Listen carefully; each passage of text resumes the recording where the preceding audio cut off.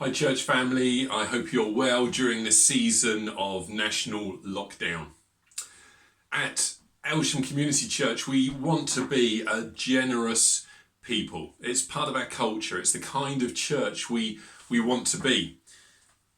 It says in our booklet that we want to be a generous church in everything we do, giving wholeheartedly and extravagantly for the benefit of others. And I just want to take a few minutes to thank you for your generosity. During 2020, a year of lockdown and restrictions, and yet you continue to be so generous.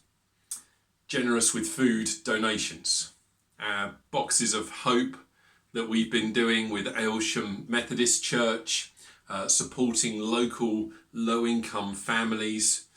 Well, rough figures are that we sent out 142 food parcels during the course of the year with ingredients for roughly 1,400 meals. Just blessing a load of families in the area. And I know that there was some additional food and additional parcels left over that went on to bless other people as well. Hey, thank you so much for your generosity with donating food so that those food parcels can happen. Also, generous with your time. Those who served in getting those boxes of hope together and those who helped deliver them.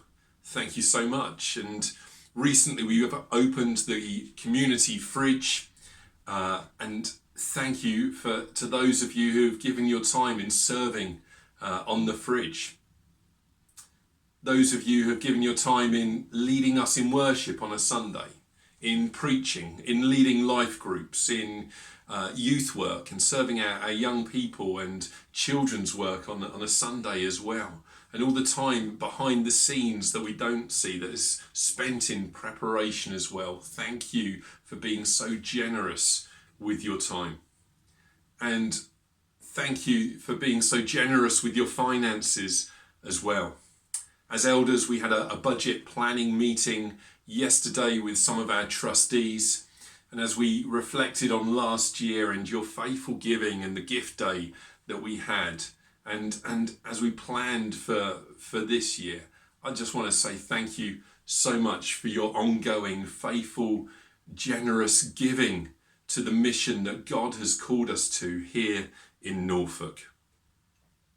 Thanks to Alison and Karen as well in the church office who are busy at the moment helping the trustees prepare the end of year accounts. And thanks to our trustees as well who again are giving up their time to look after all the legal aspects of being a church and making sure everything is run smoothly from that point of view. Generous with food donations, with your time, with your finances. These are some of the very visible things that we see, but thank you also for the way that you are being generous and in caring and supporting one another during this unprecedented season. You are an amazing church family to be part of. 1 Timothy chapter 6 says, "Be rich in good works, be generous and ready to share." Hey, I'm so thankful to God that I'm part of a church family where you guys are so generous and ready to share everything that you have. Hey, thank you. God bless you.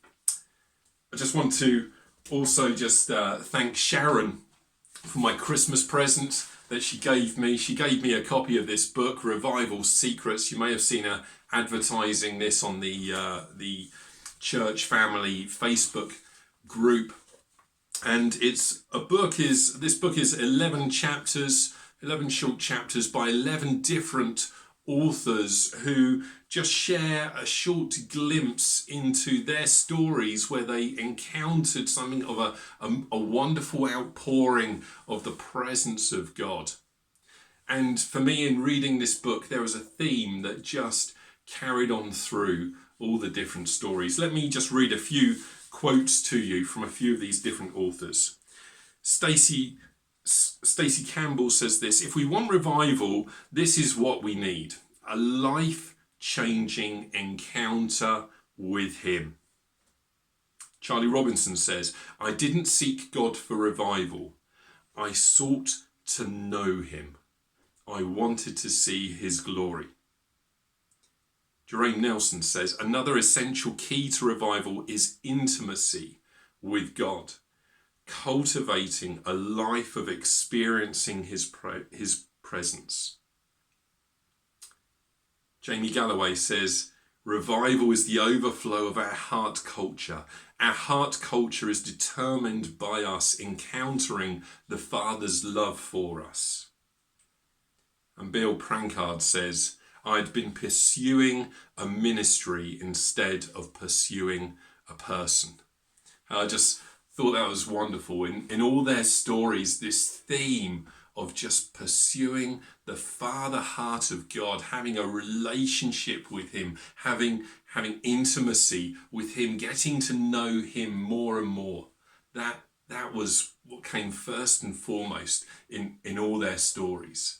And here we are at the beginning of 2021, and I just want to encourage you and ask you, how's your relationship with God doing? How's your heart experience with God going? Are you pursuing intimacy with him?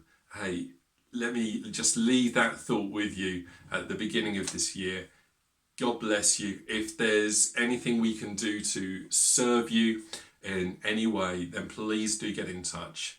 God bless you. Stay safe and hope to see you soon.